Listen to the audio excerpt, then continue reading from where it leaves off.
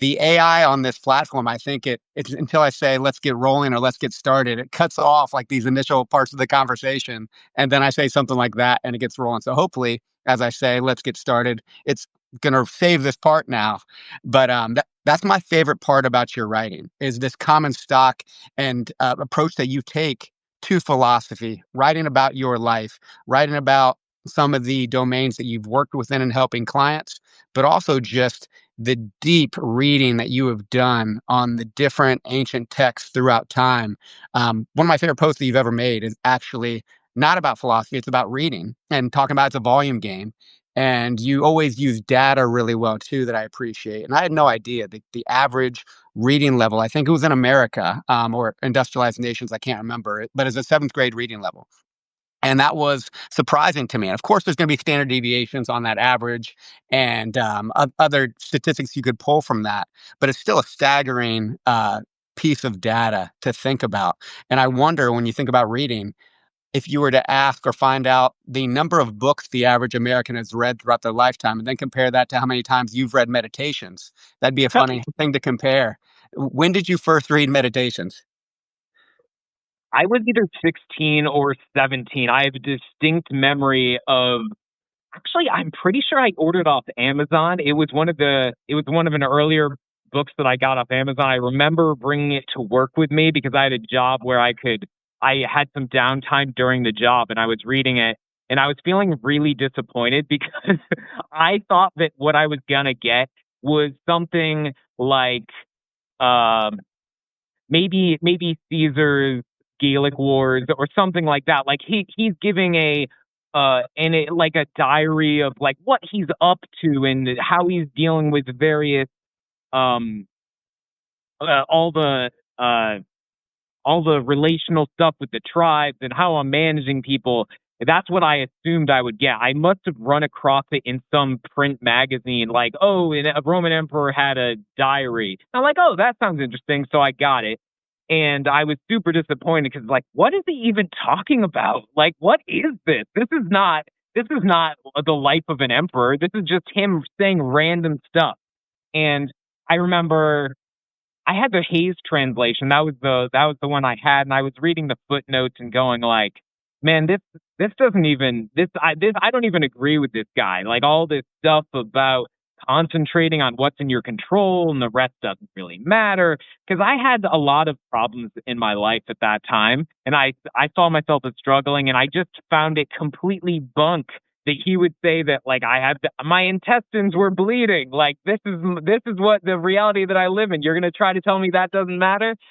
So yeah, I read it that at that age, and it made an impression on me. It must have because I brought it to college with me a year or two later, and I periodically just returned to it. It must have spoke to me on some level, and I mean, I would say that I read some Marcus Aurelius. I don't necessarily go like start to finish, but I'm always flipping through it, and so I've just gotten really familiar with it, and I feel like that is a pretty good strategy for the best of what you've ever found because one reading is never going to do it for you. You're not going to become that mindset. You're not going to inculcate that mindset by glancing through it once.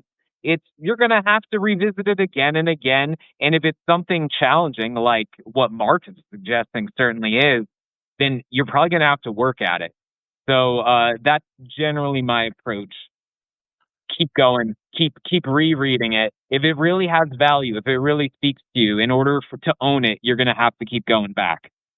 And one of my favorite philosophical writers in you, it's very entertaining to hear that the first time you read one of the main texts of Stoicism, you were turned off by it. You disagreed with it. And I've come to enjoy reading content and authors who I know are credible, but write things that I sometimes disagree with, or at least make me uncomfortable. And wherever that discomfort comes from is probably a signal within me that requires further reflection, contemplation, and probably rereading from a different lens. Because also on a given day, for a variety of reasons, I might be coming at it from a different perspective because I'm in a better, worse place, underslept, not feeling as well, stressed from work, you name it. But I love the idea of rereading and the quote I bring up when I give presentations all the time whether I'm spouting out knowledge or reflecting on different questions, just giving information on stress management resilience for the different populations I talk to is there is so much data and knowledge out there. And even when I talk for an hour, I'm going to give you all kinds of different pieces of potentially useful information. But the Bruce Lee quote, absorb what is useful, discard what is not, and then make what is uniquely your own. And when you talk about that common stock, making what is uniquely your own, we tend to regurgitate and recycle a lot of ancient wisdom and just repurpose it in different ways. But good, repeat what matters, but articulate in a way that is uh, appropriate and adequate for maybe the common conditions and stresses of the world, because that knowledge and that wisdom still applies today. But sometimes it needs to be reframed either for you individually or how you teach it at scale. And your writing does that really, really well. Thank you. Yeah, I feel like the thing that you bring is your life experience. And so, like, I make zero claims about having original ideas. Like, most of, if you've enjoyed what I've said or the points I make, essentially what you're saying is like, Andrew read some good books and he tried to apply some of it, and that's what we got. That's what got regurgitated on the page rather than Andrew's brilliant idea. That doesn't exist. So yeah, I like that idea. That's what I bring. I bring that little bit of me reflecting on the ancient idea, because I mean, human psychology. We're so often willing to dismiss what is old because we think that it can't possibly apply to us and our new times and our new ways, and oh, the modern stresses that we are under. But most of the things that humans have contended with are pretty enduring, and human psychology doesn't change that much. So the best wisdom, it really isn't going to change. You just have to adapt it. Absolutely. Conceptual applications rather than specific, because my wisdom is not your wisdom. Some protocol needs to be tailored to each of our individual needs based on some concept. So I love knowledge, but wisdom is knowledge applied individually. So my favorite credible sources typically don't give me specific protocols to follow. They give me questions to ask and or concepts to consider. And that's what I really love about Stoicism and maybe some of these other philosophies, but Stoicism in particular, it doesn't give, it doesn't define particularly what justice is or what courage is. It doesn't define what strength or wisdom or discipline particularly is. It asks for questions, and all of the ancient philosophers like Socrates, like Epictetus, Musonius Rufus, that were lecturing on it regularly, they were asking more questions. They would press someone individual when they seemed to be confident about it, but it was more reflective questions on kind of gauging yourself for, are you truly considering what you are certain about and think is right to truly be that? And I I ponder on this often. I'm looking forward to talking to you about this today. Those cardinal virtues. When I differentiate philosophy from religion, and I think religion is really good at giving rule sets for groups of people to follow. And generally speaking, those traditions, those commandments, I'm most familiar with Christianity, grew up in a Catholic school and church. Um, they are based in morals and virtue, generally speaking. But more rigidity, I would say, in the rules, where I find in Stoicism, less definition, less rules, more concepts. And this is something I have to play with because I think of myself as, I just talked to Michael Wunenberg, our friend, black belt in Lean Six Sigma. And I mentioned, hey, I'm a green belt in Lean Six Sigma. And comparatively to jiu-jitsu, a black belt is, of course, a black belt, subject matter expert. A green belt is a child who will promote to a blue belt when they become 18. And I was like, that's very appropriate for some of our depth of knowledge in our conversation today. And that's how I feel about getting to talk to you about Stoicism. I feel like I'm a green belt who is trying to apply these principles to my life, think about them regularly, but then I read your content and know how many times you've read the text. And I know you wouldn't call yourself a black belt, but levels to all of this. So I look forward to kind of talking about some of these concepts. But back to my question, um, defining philosophy and stoicism at scale for groups of people, I struggle with when it comes to like rigidity within stoicism. But you'll see that sometimes, and I struggle there. Um, I guess I have a couple of responses to that. One is that if you think about the difference I would say that there's a spectrum. Imagine that there's a spectrum, and on one end you have religion, which is quite dogmatic, quite certain about how you should respond to something. And the other end, think about therapy, because most of the Western conception of therapy is non-dogmatic and ostensibly neutral, in the sense that if you are going to a cognitive behavioral therapist, which is like the most popular modality, then they're not going to tell you what you should do. They're not even going to tell you what moral system you should ascribe to. They're just basically trying to get you to think. Now, if you think about where philosophy, or at least a lot of the ancient Greco Roman philosophical systems lie, they're kind of between those two, because they do have a definition of what virtue is: wisdom, justice, courage, and moderation. And each of those could be defined, but they would suggest that the application, while some theoretical sage could tell you what the perfect response in your situation is, they're perfectly willing to admit, like, we're just not sages. Like, no one can tell you exactly. It's kind of a balancing act. All they're saying is, like, there are standards that matter a lot, and it's your job to try to apply those to the situation that you're in. So, an example that I kind of like, going to the totally neutral or almost nihilistic element of philosophy, where, like, no, we're not judging anything. And where I would say the Stoics are on that, if you read Epictetus, there's a great line in the Discourses where he is talking about a father who's come to him, and he's in a great deal of psychological pain because his child, I can't remember if it's a daughter or a son, is very ill. And he is essentially fleeing from his responsibilities as a father because he cannot bear the pain of seeing his child in pain, and perhaps fatally so. And so Epictetus is just like, look, is what you're doing, is that what a loving father would do? Now this is a line that no CBT therapist would really make. They might ask questions, but implicit in Epictetus's stance is a judgment. He's saying that fathers should be loving and should be being just toward their child, attempting to raise them right. And part of that is not running away from emotional pain that you may be experiencing.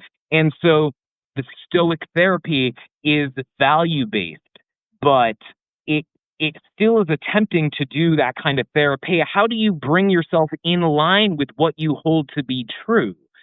Um, so I find that to be really useful.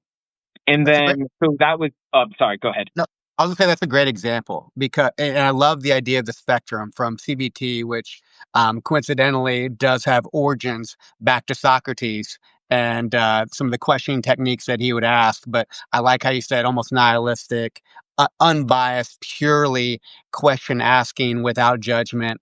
And then on the other end, dogmatic religion in the middle. What I appreciate about Stoicism, particularly when I apply it to myself, is asking uncomfortable questions. If I'm feeling great about the questions that I'm answering or being asked, I'm not challenging myself to expand. It's very hard to grow if you're purely comfortable. And whenever I read the Stoics, whenever I read the content on Substack for people who write about philosophy, rarely am I completely comfortable when I'm truly applying those lessons and questions to myself, whether it's reflecting back on my past life, current life, or future. I like that it's that intentional stress that I write about often through reading. But I know you had other parts of that answer, but I appreciate that example. Um, yes. Uh, I think that when when you okay, like, why should you care about stoicism? What is it? And you were kind of saying, when you talk to people, you feel like you're am I what did I understand your earlier question correctly, that when you're talking to people, you're like not sure how to explain what the point of it is, or like what how would you how would could you rephrase that part of the question again? So where I struggle, I don't find rigidity in Stoicism. I find it more open ended, and personally beneficial. Where I struggle is there's a wide range of Stoic writers out there. I think a lot of times they use Stoicism in the more religious aspect of here's what you need to do for happiness. Here is what justice is for you. And I struggle projecting Stoic philosophy on anyone but myself because I don't know if justice is a uniform idea. Of course, like you said, the spectrum of actions we can start saying, of course, killing of innocents and children is an unjust act. But there's probably exceptions to every rule. I'm going to struggle to come up with exceptions to that rule. But the the divide between wisdom or not, courage or not, I don't know if you can answer that question for other people outside of your own mind. But you see that happening often. So I was curious on your thought of that, justice as a uniform concept or individual. Yeah, I mean, I'm skeptical of those kinds of uniform responses. I think ultimately we can't know what it's like in those person's shoes. And even if theoretically, like, say we were the sage, like they're not the sage. Like they're gonna apply these things as best they can.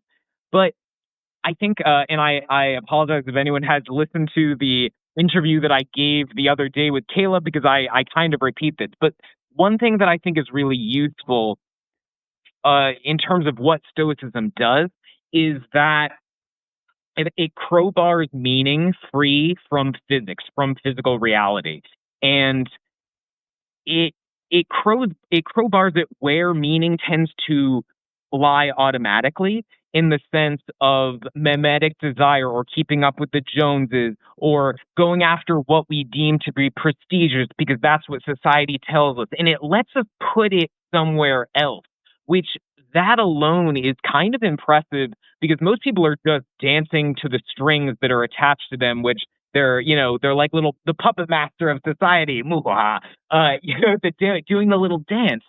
And if we can crowbar that meaning free of where it is by default, we can place it somewhere else. Now, the weaker version of this is placing it somewhere else in physical reality. So maybe you're not going for the prestigious law firm, but you're going for the public defender, where you've decided that's where meaning is. But there's an even more powerful version of this, and that is placing the meaning not back in physical reality, where we're vulnerable, because you can always be impeded in physical reality and you can be stopped. So if your meaning is reliant on physical reality turning out a certain way, you're weak, you're vulnerable. But if you can place it back not in physical reality but beyond physical reality, in virtue, in what you always control, what nothing can stop, then you've gained a kind of invulnerability and a kind of invincibility, and you can't be stopped from being virtuous. It's always within your control. Your physical body can be stopped, your actions can be stopped. You can be chained up and thrown in a prison, but within the context of what you can control, you can always act with virtue. And so I tend to I tend to explain it to people like that because it's just power. It's ultimately it's power and it's peace of mind. That's what you're giving yourself.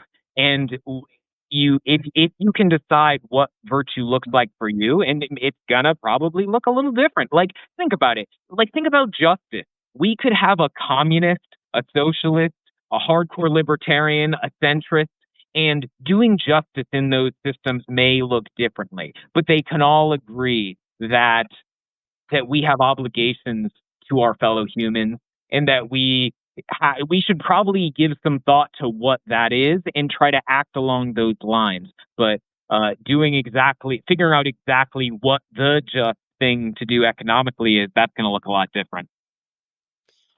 And what I appreciated about my Catholic school I went to growing up and Christianity in general, when they came up with the phrase, "What would Jesus do?" And that's a great question to ask yourself when you're trying to orient within a dilemma.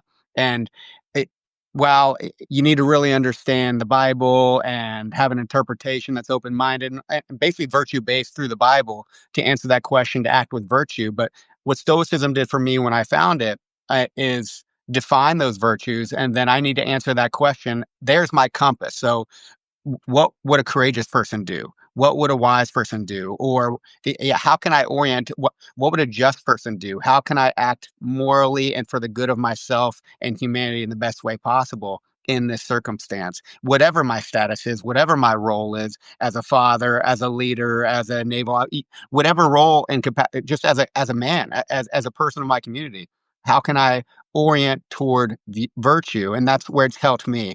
But when I find myself thinking about projecting onto anyone else and expecting virtue out of them. Marcus Aurelius, of all the writers, has helped me the most when it comes to empathy and dealing with other people. And if anything, he would write to himself about expect less than virtuous action from everyone today, but how are you going to respond? He always brought it back to himself, and I really appreciated that about him. And your answer you just gave, I'm curious. In your bio, you talk about and you mentioned already some of the challenges. Your intestines were bleeding, so you have colitis, an autoimmune disorder that caused that. You struggled with obesity throughout your life. You mentioned depression as well. So all of these personal challenges, and that you found the text now, as you mentioned, around 16. You came back to it in college. When did that start taking hold on you from acting with virtue and like what came first? Obesity, depression, colitis, and kind of the progression there. I started losing weight around when I was in my late teens. I was I was over 220 pounds, so technically that was obese when I was around 17. And I started just losing weight by doing what people did. I ate less food and I started to exercise more. But my intestines bleeding, that came to a head when I was in college. I got diagnosed with colitis. I knew there was something wrong with me before, but I didn't have a diagnosis or anything. And that I actually think that the idea of concentrating on what you can control is actually kind of an empiric system in the sense that it drives you towards self experimentation and self observation because you're not only observing your psychology and reacting to it and, kind of calming yourself and centering yourself, but you're also noticing, like, all right, like I ate these things and I got this result. And when I actually found it super frustrating when I was at this stage because I had started keeping a notebook and I would be like, this is what I ate. And hey, and I went to the doctor and I'm like, look, I think that there's a connection between what I'm eating and like how bad my colitis is. And he's just like, nah, there's no connection. You're like, look, you're gonna have to deal with this for the rest of your life. You wanted me to go on steroids. He thought maybe I would have to have surgery to remove part of my colon. And I kind of just refused. I was like, I'm not going to do this until I've fully figured. I'm absolutely sure that I have no control over this. And I mean, essentially, I experimented. I read every study that I could find on autoimmune conditions, on colitis, on related bowel related conditions. And so I just started experimenting. I started fasting. I started eating a very restricted diet because that's the only way that I could do it. And gradually I started to figure out and really it was a learning experience. It took years to really figure it out. Like exactly what I could eat and not start bleeding again. And I've according to science anyway, I've been in remission for like more than 20 years. So it's worked out, but I really think that managing that, if you look down into a toilet bowl and it's filled crimson with blood, like that is not a thing that you can look at calmly. At least not I found it quite challenging. So yeah, I found both the psychological and kind of like the empirical aspects underlying stoicism to be really helpful in that regard. Just figuring out what I needed to figure out. The benefits of self-experimentation, and of course, in this case, it was in response to a more extreme illness that you were battling with, but this and I love how you mentioned psychological and physical behavioral experimentation, because we are unique, and, like, these diagnoses or these conditions or even stress in general, how we respond, just the diversity that we have at a neurologic level, at a chemical level, just human beings, and we barely understand the brain. We definitely don't understand what the conscience is of the soul and the interplay there with our bodies. There's so much untapped potential wisdom that we can gain, but the power of embracing discomfort, embracing the ability and desire to experiment on yourself, of course, safely, with some research that you've done. So within certain constraints, to determine how you can progressively improve in a particular way. Time and time again, I love these kind of personal stories throughout time of people who have a challenge. And then, if they're not suffering enough to need medical intervention to save their life or to seek support, which is a strength. Of course, if you need support and you're just not recovering, you're not managing well, that's a strength. But if and when you're able to get up out of bed and function relatively well. If you can overcome challenges yourself, that is going to sustain resilience within you in ways that is much harder than if you were to just get a pill for it and get back to normal, and then you have a resurgence of colitis or whatever. You haven't learned anything through that. There are no tools there. So if you can experiment and develop tools, now you're prepared for the next issue that comes, particularly if it's psychological tools. Again, something that you write on really well. Yeah. I think that one of the greatest ways to gain confidence in life is merely to witness yourself being true to your own values and living up to the discipline or whatever the decision that you think is right. Can you actually do what you think is right? And if you can, that is incredibly empowering. It bleeds into the rest of your life.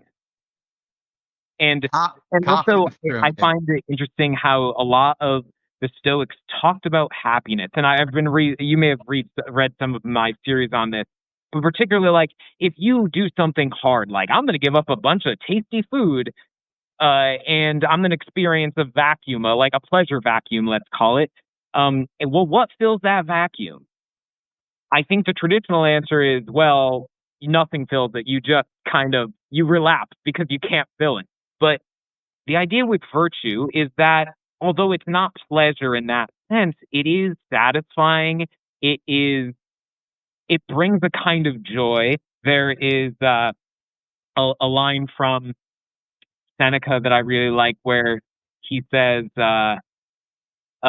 this do this before all else, my Achilles. Learn to experience joy. And he's really talking about learn to experience the satisfaction that comes from living up to your values. And I find that that is a great way to fill those vacuums in our lives that may appear to pop up when we are living by our values. When we're doing the hard thing that no one else that other people would prefer not to do, they would prefer to take the pill and go on with eating whatever they want to eat. Something needs to fill that gap, and virtue can be that thing. Confidence through virtuous competence. And only you can answer that question if you are living according to your values, because some actions can look virtuous, but your soul knows if it's not. If you're doing something that doesn't align with your values and virtue, you still know despite how it looks on the outside. So well put.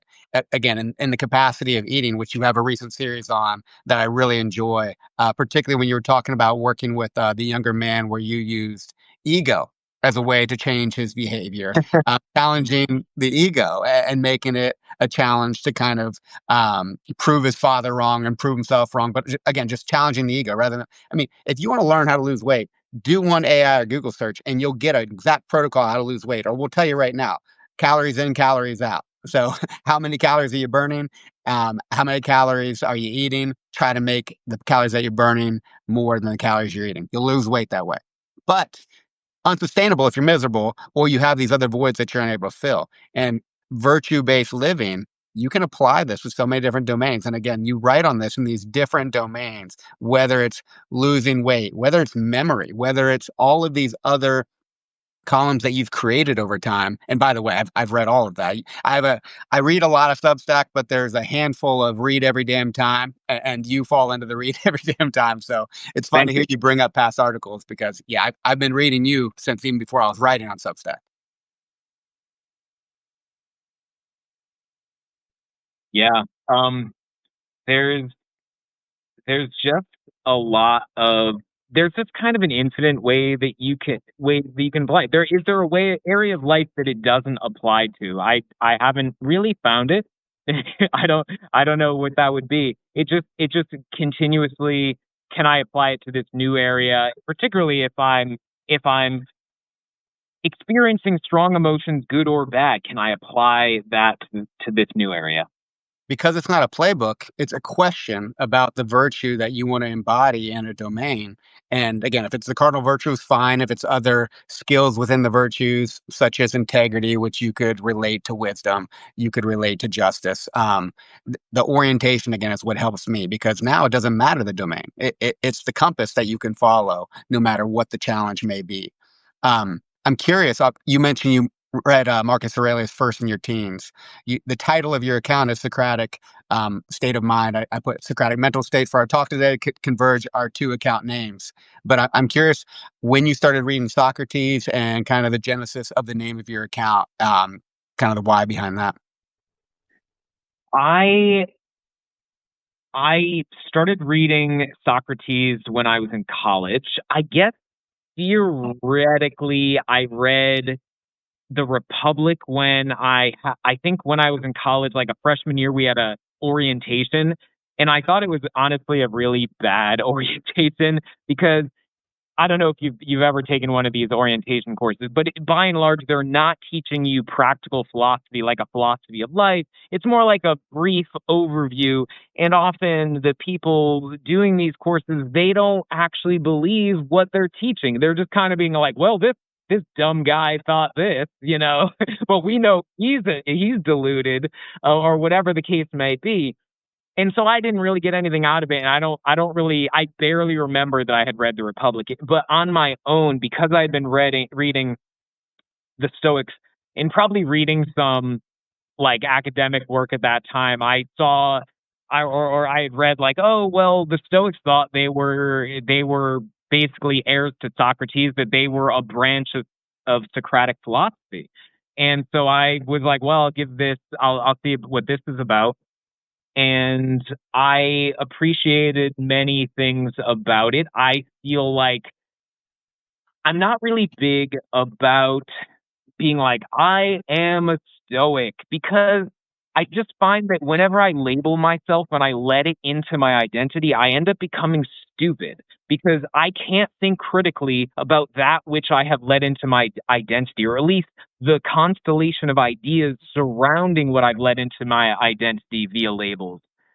And it's not that Socrates has zero labels, but there are very few. His like I would say he is broadly in line with the Stoics thinking like virtue is the only good, and that we more or less have to know thyself and question everything. Well, I can sign on for that. Like, so far with all my experimentation, I have not found a downside to those ideas. So those are in me. But I find that going very far beyond that, and I start to get stupid. I start to buy into dogma. I start to not think critically about myself and what I believe, and I start making mistakes. And I've noticed the times when I am flailing in life, I tend to be the most dogmatic and least free thinking.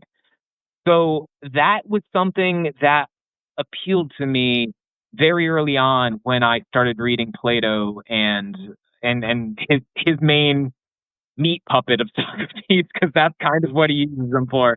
Um, I really just loved that idea of the skepticism. It's not full on skepticism, as there's entire fields of philosophy that are essentially skeptic, but it's a mild skepticism. We need to be very careful with what we buy into. We need to be continuously questioning and refining what is justice in this case. You cannot come up with the answer once and think that you've solved it for life.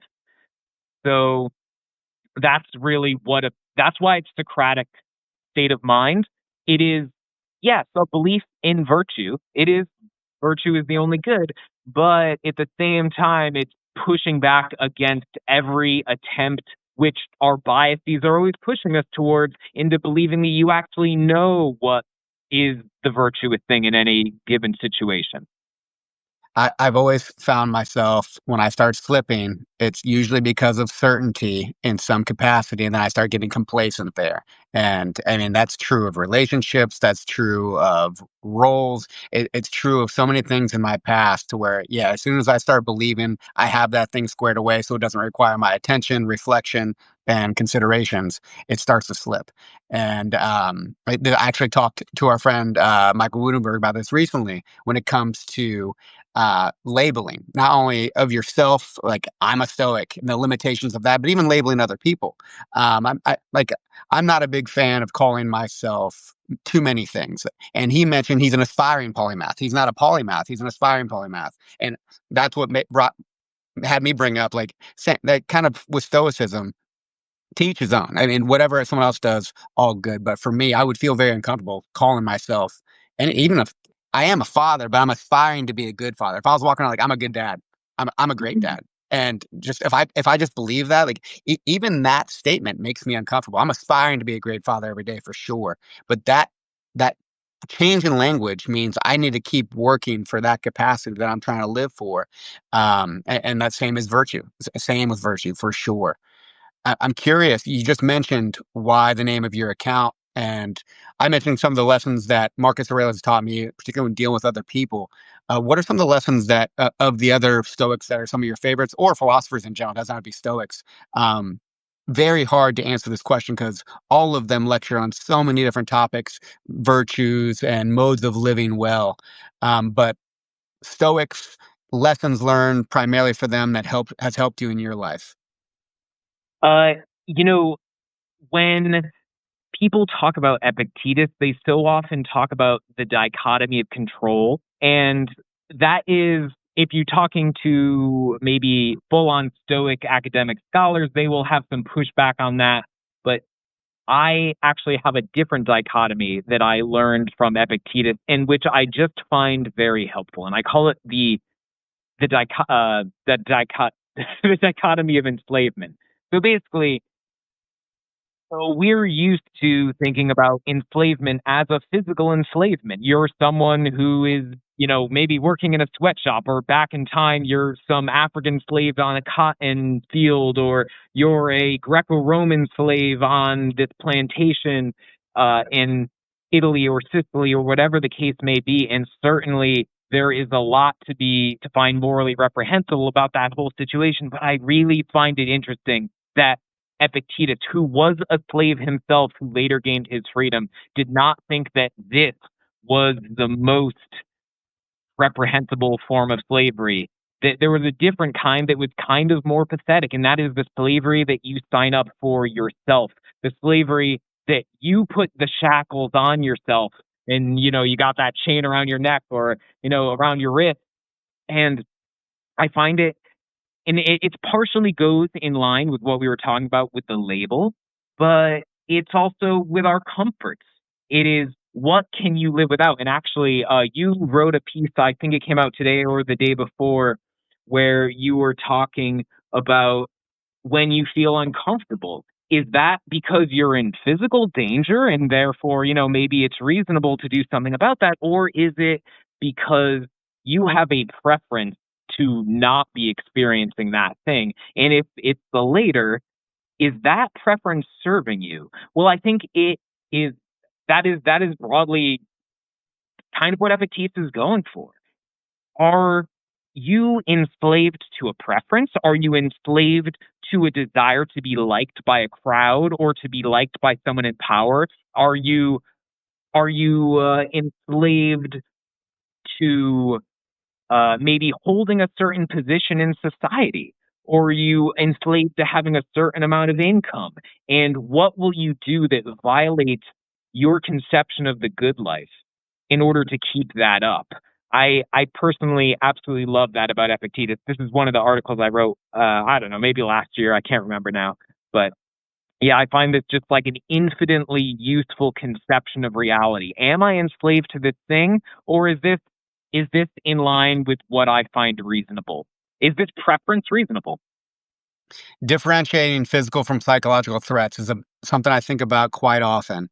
And without question, we have evolved to be threat detectors, and for good reason. That can help us survive in extreme environments. And that is still sometimes needed, maybe not as common based on your job, maybe more common. But it can happen at any point. And those threat detectors, our emotions can help us do pretty supernatural, extraordinary things. They also can be liabilities if not managed well. But man, I would say there are many more. It's hard for me to say many more. I'm making assumptions now. But if we're not oriented toward our base level needs every day, and we have a lot of those fulfilled, psychological threats are probably more prevalent, at least for the ones that are lucky enough to live in industrialized nations. And boy, our urges and falling victim to them, and urges can come in many forms. And you write about them again through food, through just the desire to remain comfortable, which we evolved to pursue comfort, of course, so we could fill our bellies, find shelter, and stay alive. But that can become a limitation too when we are surrounded by the ability to have abundance of comfort and continue to pursue that. So if you are a victim to always pursuing staying comfortable, you're probably leaving something on the table. And psychologically, I'm there are definitely threats if you are not managing your perceptions and impressions of those threats psychologically. So again, if any emotion, if you don't recover from it, can cause detrimental damage to you over time.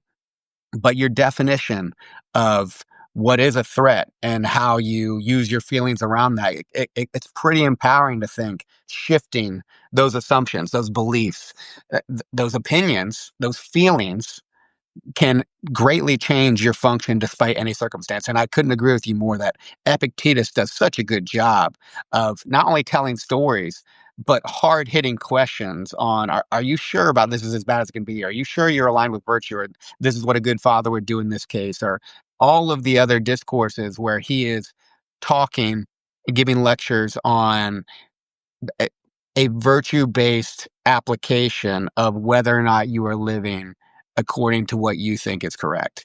And that discomfort, again, we fall victim to urges quite well, and then get shackled by them, which I'm remembering the piece that you're talking about. Another Stoic for me who had a great impact was Musonius Rufus, of course, Epictetus' teacher. For him, the lesson that I got, just virtue-based living, I thought he lectured on that quite well. We don't have as much from him. Thankfully, Epictetus had some, and had some quotes from him, and then his lectures, as captured by Arius, also phenomenal. And I'm trying to remember one of the stories, and it's not coming to me, but virtue-based living, open-mindedness in response to the different things that were happening in his life at the time. But at the same time, he was virtue-based, but he really wrote on voluntary discomfort. And without knowing it, I started writing on intentional stress before. This was 5 years ago when I was getting deeper into the resilience training and talking about that topic. But again, no novel ideas, no original ideas. But finding Musonius Rufus after that, because I was reading more in the beginning, Marcus Aurelius, like you. I found him through some of the modern authors and then went to meditations. But then finding Musonius Rufus after Epictetus and seeing him talk about voluntary discomfort so long ago in the different capacities, whether that was just withholding consumption of food, or of course pursuing physical challenge, cold exposure. It was so like enlightening and cool to see that, yeah, there are no new novel concepts, just changes in terminology. And I like the word intention because that just sets the orientation. But of course, voluntary, same thing. And then I like reorienting the word stress toward neither good nor bad, because that word gets a bad rap these days. In different circles, like stress is bad, avoid it, pursue comfort in the way we were just talking about.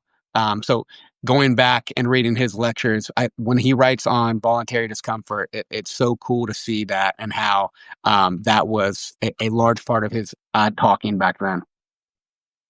Yeah, and it really goes. It's funny because recently, I feel like within the last 10 years we started, everyone was all about ice baths, right?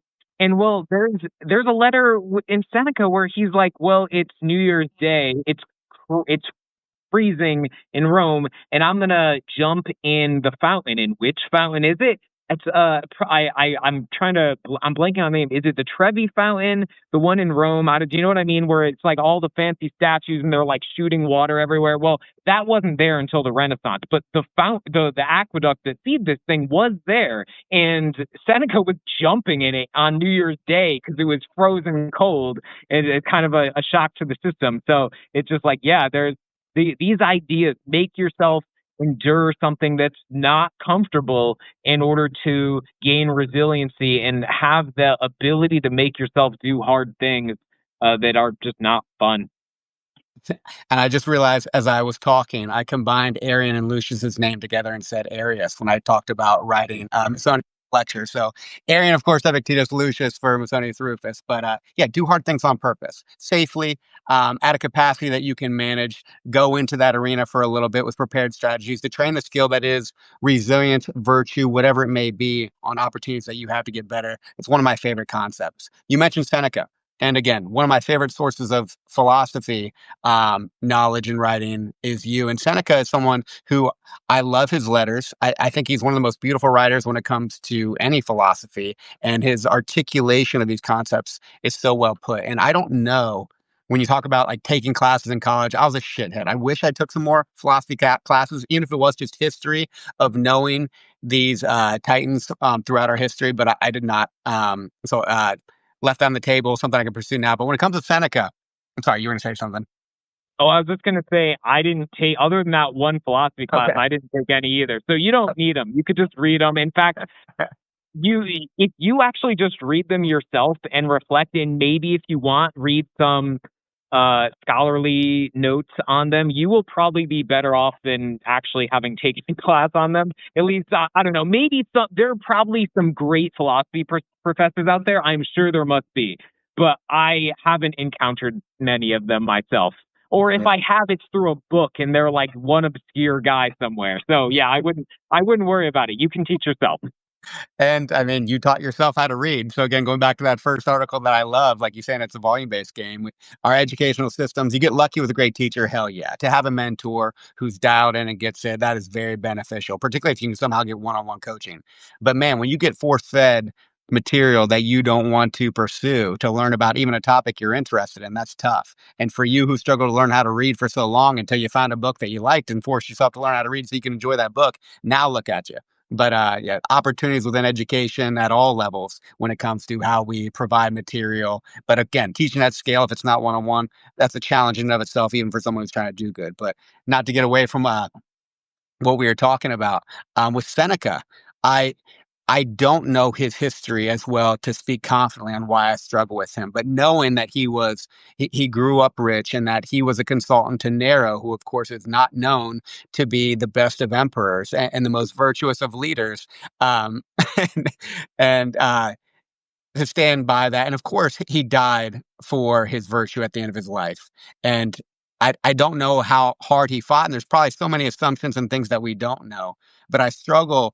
And I believe a lot of his letters did come toward the end of life too. But again, a beautiful writer, amazing. But when I think about credibility and how he lived, I struggle, but I'm also ignorant. I don't know. I'm curious how much you know on Seneca's life to add credibility to the incredible words that he's written.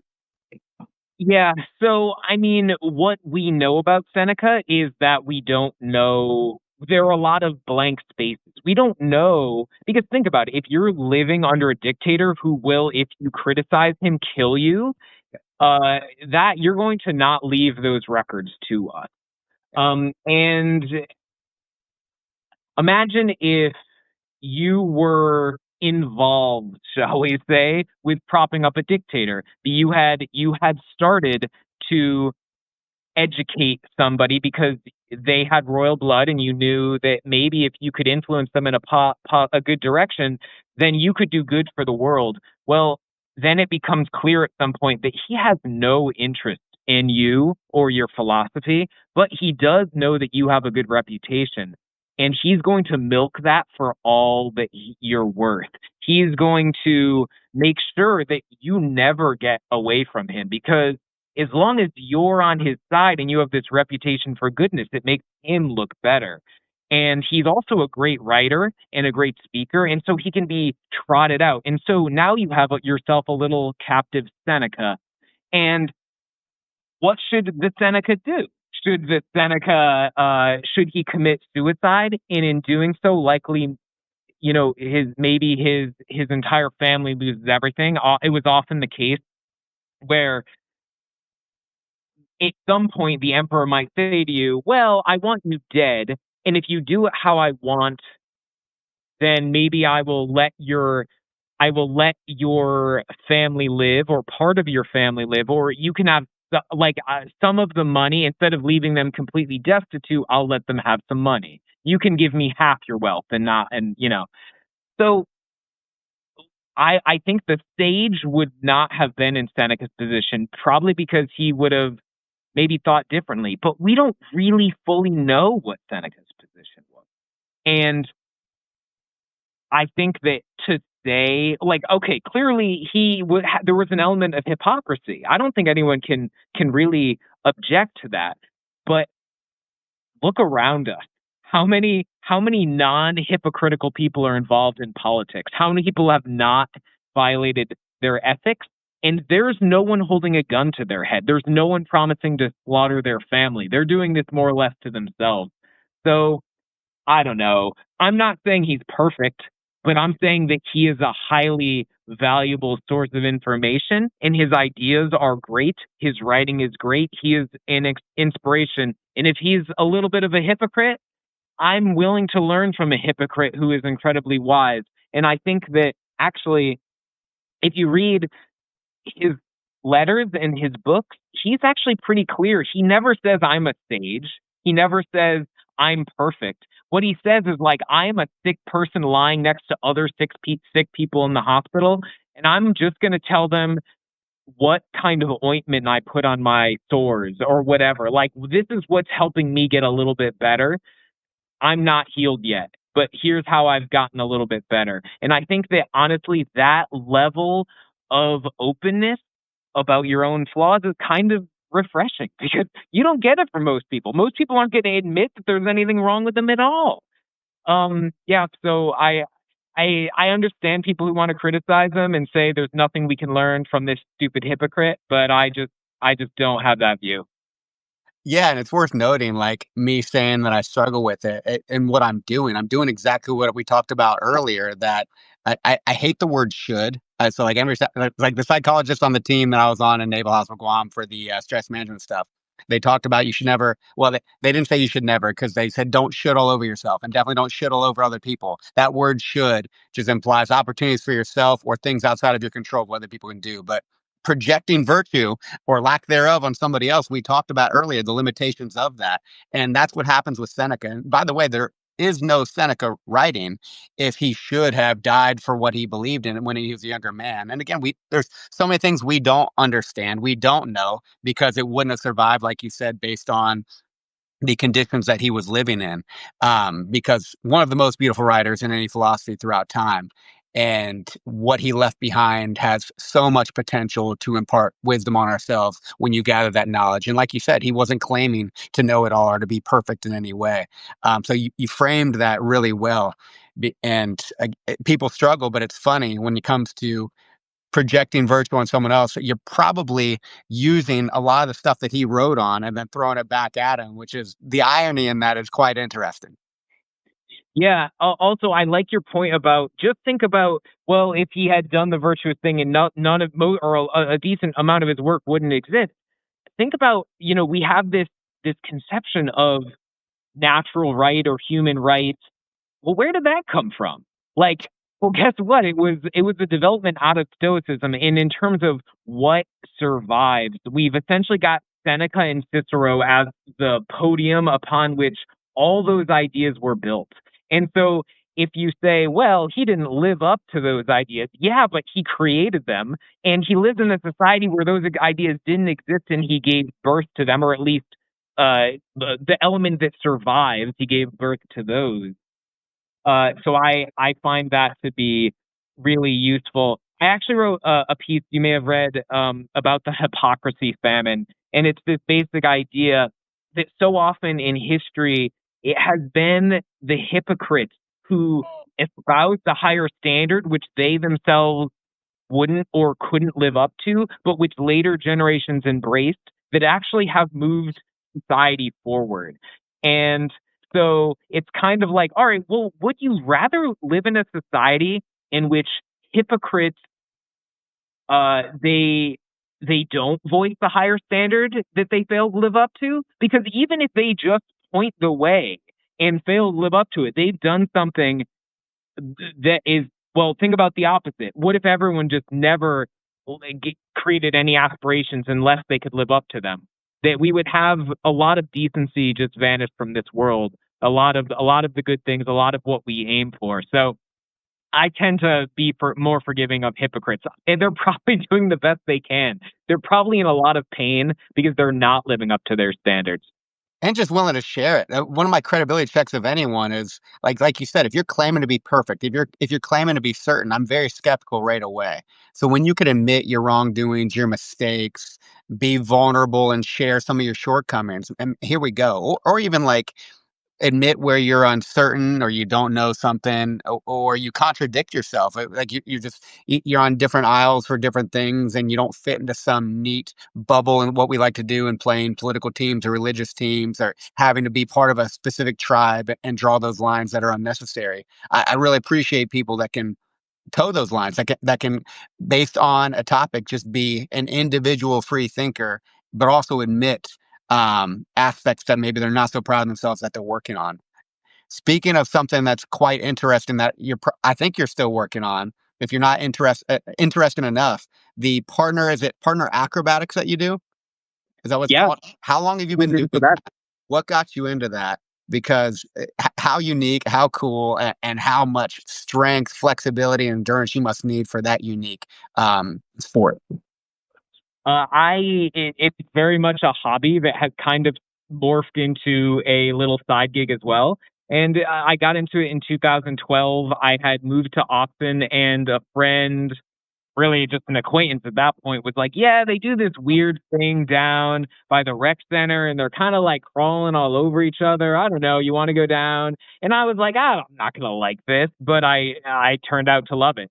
And I mean, it's just fun. It is one of those things where it requires a lot, not just in terms of physical capacity, but it requires a lot in terms of communication, because it is, at the end of the day, kind of dangerous. Like, you drop your partner, they could break their neck, they could break a bone, they could never walk again. And so, what you end up needing to do is practice your communication to the nth degree, to bury your ego, to be honest about where you are with skills and where you are with your body, and have you slept, and you have to really be dialed into these things and being able to communicate them. But it's a great deal of fun. I love it. And over the years, I've started performing and teaching as well. I'm very much an amateur, but it's fun. The pictures you've shared of it, and then when you say they're basic poses, crack me up because these basic poses that you share, holy smokes! I think of like gymnastics or some of these other sports where it requires such individual strength, endurance, and also psychological discipline just for to manage your own body weight in these unique positions. The amount of psychological discipline and just trust of one another that you must have when it's with another person. It's like gymnastics times 2 or squared. It's yeah, it must be exponentially more challenging than just gymnastics alone because you're doing the same thing, but while controlling someone else's body weight. And that is not like lifting up a kettlebell or a rigid weight. The body, no matter how stiff it is and how professional that person is, it's just so cool because I've never known anyone who does that. I've always appreciated Cirque du Soleil shows or watching things where people are doing partner acrobatics. But yeah, holy smokes, dude, what a cool endeavor. Yeah, it is very interesting, and it is very interesting.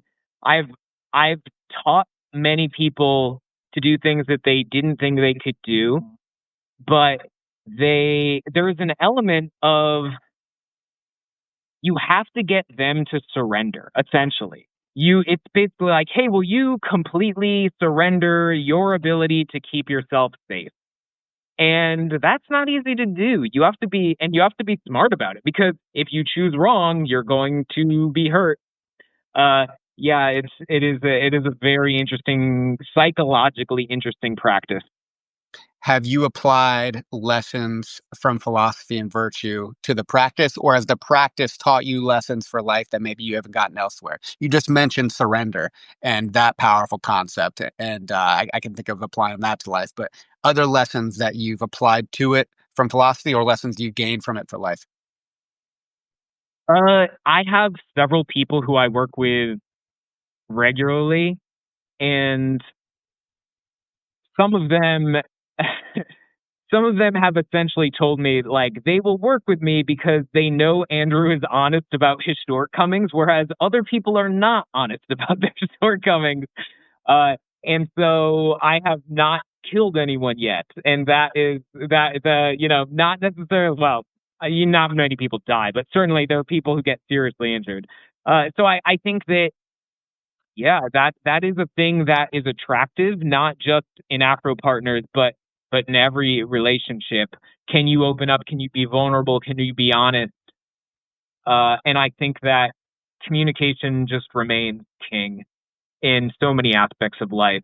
And so much of communication is opening up and being vulnerable and surrendering.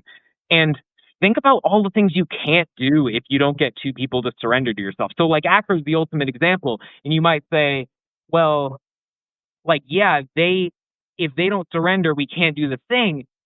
But I can't do the thing unless they surrender. So there is an element of that. That's just an obvious, physically visible way of it. But so much in life is like that. If you can't get a bunch of people to surrender at the same time, you're just not going to get very far. Yeah, the topic of assessment and risk acceptance is something that comes up quite a bit in some of my roles in the military when you think about a different capability or technology, how you enhance performance.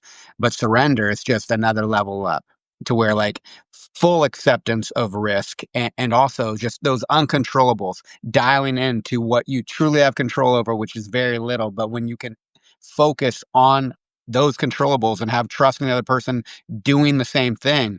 It's pretty remarkable what you can do when you train it over time. Because there is obviously, I wouldn't be able to show up with you tomorrow. I'm in pretty good shape, but I don't think I could do some of your basic poses right out of the gate. I would need to develop some plasticity and some adaptations to do some of that, but willingness to learn to put myself in a challenging situation and then ultimately surrender when I get the physical capacity to do it.